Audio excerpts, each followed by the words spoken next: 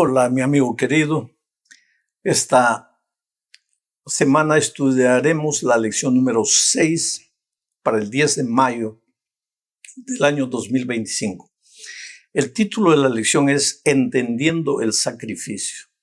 El propósito es mostrar la importancia de los sacrificios en la Biblia y el simbolismo del sacrificio, porque el sacrificio no tenía un propósito en sí. Era un símbolo del sacrificio del Señor Jesucristo que finalmente moriría en la cruz del Calvario para salvarnos de los pecados. Entonces vamos a la primera parte de este estudio bajo el subtítulo Sacrificios inútiles es una pregunta. ¿Y por qué esta pregunta? Porque los sacrificios simbolizaban en el Antiguo Testamento al Cordero de Dios que quitaría el pecado del mundo. Pero los israelitas perdieron de vista a Jesús y se quedaron con los sacrificios como si los sacrificios fuesen un objetivo, un fin.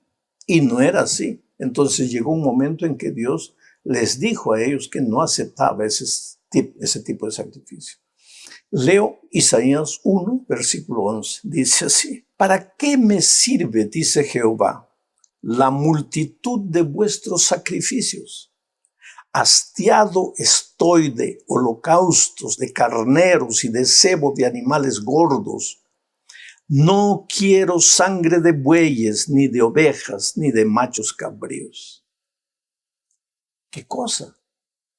No quiero sangre de bueyes, de machos cabríos. No quiero sacrificios. Estoy cansado de tus sacrificios, le dijo al pueblo de Israel. ¿Pero por qué? ¿No fue Dios mismo que había dado la orden de ofrecer sacrificios? Sí, pero no eran sacrificios en el concepto pagano de sacrificios para apagar o disminuir o calmar la ira de un Dios enojado. No, ese no es el concepto de sacrificio. Era sacrificio en el sentido de que quiero que entiendas que la paga del pecado es la muerte, es el derramamiento de sangre. Sin derramamiento de sangre no hay remisión de pecados. Pero no es tu sangre la que tiene que ser derramada. Cristo va a venir, el Cordero de Dios va a llegar a este mundo, va a derramar su sangre para que tú seas ahorrado de la muerte, para que tú no mueras. Tu única salida es Cristo, y para que recuerdes eso, siempre vas a ofrecer un sacrificio. Por eso el israelita, cuando ofrecía sacrificio, iba al templo llevando un corderito, colocaba su mano en la cabeza del corderito, transfería sus pecados a ese corderito. Después, de acuerdo con las instrucciones divinas, el pecador estaba libre de sus pecados, pero el corderito estaba llevando todos sus pecados, y el mismo pecador tenía que cortar la garganta del corderito, y el corderito muriendo, y el pecador tenía que entender que ese era él debía morir, pero no moría gracias al corderito. Pero ese corderito no era el que lo salvaba. Ese corderito simbolizaba al Cordero de Dios que un día quitaría el pecado del mundo. Infelizmente, pues, el pueblo de Israel se quedó con el sacrificio y se olvidó del Cordero. Y cuando Cristo vino, a los suyos vino y los suyos no lo recibieron. ¿Cuándo comenzaron los sacrificios? Con Caín, con Abel. Y yo diría antes, porque la Biblia no dice que un cordero fue sacrificado, pero la Biblia dice que después del pecado, Dios cubrió la desnudez de Adán y Eva con pieles. ¿Pieles de qué? De ovejas. Pero la oveja no había muerto naturalmente. Una oveja fue sacrificada, un cordero fue sacrificado. Con la piel fue cubierto la desnudez de Adán y Eva. Entonces, ahí estaba implícito. Ese cordero simbolizaba a Cristo. Nuestra desnudez espiritual, nuestra desnudez moral es cubierta por el sacrificio de Cristo. Entonces arreglamos nuestra vida con Dios. Por eso Pablo en Romanos dice, reconciliados pues para con Dios, como reconciliados Cuando aceptamos a Cristo, tenemos paz en el corazón. Bueno, vamos a la segunda parte de este estudio bajo el título de Sangre de toros y de machos cabríos. Algunos han criticado la idea del sacrificio como algo cruel, sanguinario. Sin embargo, ese es justamente el punto. La muerte de Cristo fue cruel, injusta, sanguinaria. Y eso nos muestra lo feo del pecado, lo horrible del pecado. El pecado no es un error, una falla que tuve. No. Es ofensa al Dios vivo. Y tiene una consecuencia, es la muerte. ¿Por qué? Porque pecado es alejarte de Dios. Y si Dios es la vida y te alejas de Dios, pues entras al territorio de la muerte. Mereces morir. Y la única manera de pagar el precio de tu rebeldía contra Dios es derramamiento de sangre. Pero Cristo vino, murió en la cruz, derramó su sangre para cubrir la multitud de nuestros pecados. Leo Hebreos capítulo 10, versículo 3, versículo 4 y versículo 10. Dice así: pero en estos sacrificios, está hablando de los sacrificios de Israel, cada año se hace memoria de los pecados, porque la sangre de los toros y de los machos cabríos no pueden quitar los pecados. Eran sacrificados, pero no podían quitar los pecados. ¿Por qué? Porque solo eran un símbolo del Cordero de Dios que vendría después. Sigo leyendo. En esa voluntad somos santificados mediante la ofrenda del cuerpo de Jesucristo, hecha una vez y para siempre. ¿Entiendes? No eran los sacrificios en sí los salvadores. Eran apenas un símbolo del sacrificio de Cristo en la cruz del Calvario. ¿Cuál fue el problema de Israel? Confundieron las cosas. Se concentraron en las cosas que veían y dejaron de ver el sentido profético de sus sacrificios, que era la muerte de Cristo. ¿Cuál puede ser el problema hoy? Que nosotros veamos las cosas, el templo, el banco de la iglesia, el piano, el púlpito, la cortina, y nos olvidemos de ver al Señor Jesucristo, que un día murió en la cruz del Calvario por nosotros. Cuando estamos más preocupados con objetos, con cosas, y no nos preocupamos por los seres humanos para llevarlos a Jesús, hay un peligro terrible para nosotros, queridos. Porque cuando Cristo venga a esta tierra, no va a llevar un banco de la iglesia para el cielo, ni un púlpito, ni un piano, ni una cortina, ni un ladrillo. Solo va a llevar seres humanos que aceptaron a Jesucristo, que se arrepintieron de sus pecados, que aceptaron ser cubiertos por la sangre de Cristo, por la gracia maravillosa del Señor. Vamos al punto 3 de este estudio, bajo el título de El Cordero de la Pascua. El cordero que era ofrecido por Israel en la Pascua tenía que ser perfecto. ¿Por qué? Porque era un símbolo del Cordero de Dios perfecto, del Señor Jesucristo. Mira lo que dice Éxodo capítulo 12, versículo 5. El animal será sin defecto, macho de 1 año. Lo tomaréis de las ovejas y de las cabras. Y ahora, ¿qué dice Pedro aplicando este texto para nuestros días? En primera de Pedro, capítulo 1, versículos 18 y 19 dice: sepan que han sido rescatados de la vana conducta que recibieron de sus padres. Pero han sido rescatados no con cosas corruptibles como oro o plata, sino con la sangre preciosa de Cristo, como de un cordero sin mancha ni defecto. Oh, querido, el libro de Apocalipsis se refiere casi 30 veces a Cristo como el Cordero de Dios. Evidentemente, Cristo es el Cordero de Dios.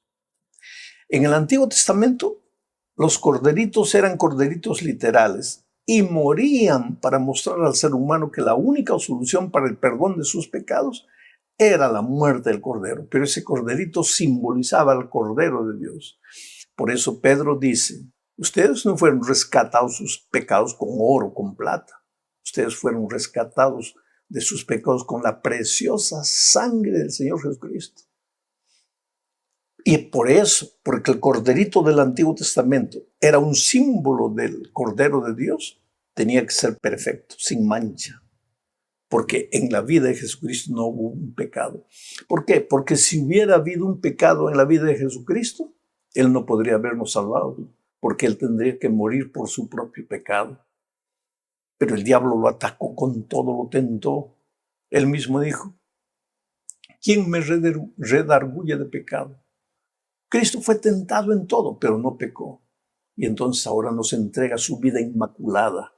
Toma sobre sí nuestros pecados, nuestras maldades y muere en la cruz en silencio, como un cordero, nos reclama. Mientras nosotros los seres humanos reivindicamos justicia, que Él, como un corderito calladito, subió al monte, fue clavado, murió, porque te amaba.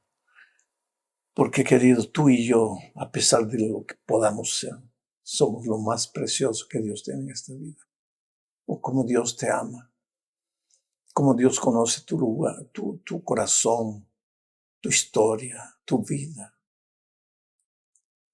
No tengas miedo, no te desesperes, no creas que porque caíste una vez ya estás perdido. El Señor Jesús está con los brazos abiertos, siempre esperando tu regreso. El Cordero de Dios ya murió a la cruz del Calvario por ti. Vamos a la cuarta parte, porque la salvación no termina con la muerte de Cristo. Ahí está garantizada nuestra salvación. Fue pagado el precio de nuestros pecados, pero la experiencia de la salvación no termina ahí. Jesús en el templo. Cuando Jesús entró al templo, lo limpió. Y si Jesús entra a tu vida, al templo del Espíritu Santo, que es tu cuerpo, tiene que limpiarlo. Jesús santifica una vida. Porque no hay perdón sin santificación. Si tú aceptas el perdón divino, estás aceptando su transformación, su santificación. No puedes decir que has sido perdonado por Dios para continuar revolcándote en la miseria del pecado. Si has sido perdonado por Dios, tiene que ser transformado. Leo Salmo 5:4, dice así. Tú no eres un Dios que se complace en la maldad. El malo no habitará junto a ti. No hay lugar. ¿Por qué digo esto? Porque hoy día, aún dentro de la iglesia, hay mucha gente que piensa que Dios es misericordia, Dios amor, y por lo tanto ningún ser humano se va a perder porque Dios va a salvar a todos. Cuidado, querido. Mucho cuidado. Las cosas no son así. Porque al lado de Dios no puede haber el pecado. Tú no eres un Dios que se complace en la maldad. Ahora, porque no se complace en la maldad, odia al pecador, no. Si queremos usar la palabra odia al pecado, no al pecador. No quiero la muerte del impío, dice él. Quiero que se salve, que se arrepienta, que vuelva. Leo ahora Salmo 5:7.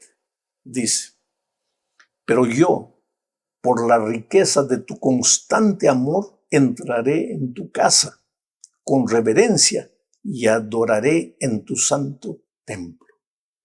Este texto me hace pensar en otra actitud que muchos seres humanos tienen. Yo amo a Jesús. Él me ha perdonado, me ha limpiado de todo mal. Pero no quiero saber nada con la iglesia. Porque Jesús es Jesús, pero la iglesia es de hombres. Cuidado, querido. Mira lo que dice el salmista. Yo, por la riqueza de tu constante amor, entraré a tu casa. ¿Y dónde está la casa de Dios? Es el templo. Con reverencia adoraré en tu santo templo. Pero no hay hipócritas, mentirosos, chismosos en la iglesia. Sí, los hay. Pero no tienes que ir a la iglesia para mirar a ver quién chismea, quién no saluda, quién... No, a ti no te importa eso. Tú vas a la iglesia para encontrarte con Dios, no con los seres humanos. Reflexiona en tus actitudes, querido. Ageo 2:7 y 9 dice lo siguiente.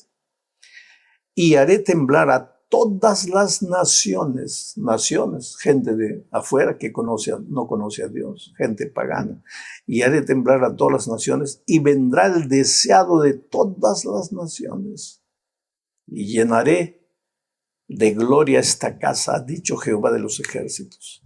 La gloria postrera de esta casa será mayor que la primera, ha dicho Jehová de los ejércitos, y daré paz en este lugar, dice Jehová de los ejércitos. ¿Cuántas veces se repite la expresión, dice Jehová de los ejércitos, dice Jehová de los ejércitos, dice Jehová de los ejércitos? Que esto es palabra verdadera. El deseado de todas las naciones. ¿Quién es el deseado de todas las naciones? Cristo. Pero ¿qué es lo que las naciones desean? ¿Por qué adoran a dioses paganos? ¿Por qué corren atrás del mundanismo, de la cultura, del placer? Ya no saben qué placer inventar. Dan rienda suelta a los deseos carnales. ¿Por qué? Porque desean. ¿Pero qué desean? Llenar el vacío del corazón. Solo que esas cosas que ellos encuentran no llenan el vacío del corazón. Por eso solo Jesús es el deseado de todas las naciones. Pero las naciones no entienden esto.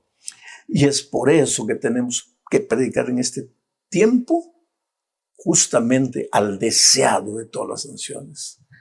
Yo encuentro tanta gente millonaria, gente rica, políticos poderosos, que cuando encontraron a Cristo se arrodillaron y dijeron, ahora entiendo lo que faltaba en mi vida. No era dinero, no era poder, no era fama, no era gloria, era Cristo.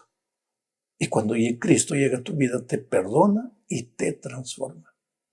Ahora, ¿en qué sentido el primer templo no tendría la gloria del segundo templo? Si comparamos, el primer templo construido por Salomón es una cosa majestuosa, impresionante. El segundo templo, en el aspecto físico, no se llega a equiparar al primer templo.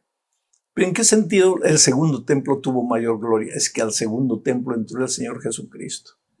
Y lo que le da gloria, la verdadera gloria a algo, no son las cosas, es Cristo. Había oro, había plata, cedro, piedras preciosas, pero eso no es nada. En el otro segundo templo estuvo Cristo. ¿Quieres ser bonito de verdad? Cuando Cristo habita en tu corazón, se trasluce en tu mente, en tu rostro, en tus ojos, en tu mirada. No necesariamente en tu ropa, en tu rostro bonito, bien afeitado, bien peinado. No digo que debes desarreglarte, no digo que debes andar por la calle todo así, ¿no? No, arréglate. Pero no pienses que la belleza tuya está en esas cosas. Es Cristo que le da belleza a tu corazón, porque cuando Cristo no está en tu corazón, pues tu carácter es horrible. ¿Y de qué vale toda la belleza exterior si nadie te aguanta? Pero cuando Cristo está en tu corazón, ahí las cosas cambian completamente. Entonces vamos ahora a entrar a la última parte de este estudio bajo el título de Tú creaste todas las cosas. Y aquí veremos que solo Dios es santo, pero eso tú lo vas a reconocer solo si te acercas a Él. Porque lejos de Él, entonces Dios es como cualquiera. Pero cuando tú te acercas a Él, entiendes que tú eres un pobre, miserable pecador, eres criatura y que Dios es santo. Mira lo que dice Isaías 6, 1 al 4. En el año que murió el rey Usías, dice Isaías, yo vi al Señor sentado sobre un trono alto y sublime, y sus faldas llenaban el templo. Por encima de él había serafines. Cada uno tenía 6 alas, con 2 cubrían sus rostros, con 2 cubrían sus pies y con 2 volaban. Y el uno al otro daba voces diciendo, Santo, Santo, Santo Jehová de los ejércitos. Toda la tierra está llena de su gloria. Y los quiciales de las puertas se estremecieron con la voz del que clamaba, y la casa se llenó de humo. Qué privilegio. Isaías tuvo el privilegio de ver la gloria de Dios, rodeado de querubines, Dios en su trono.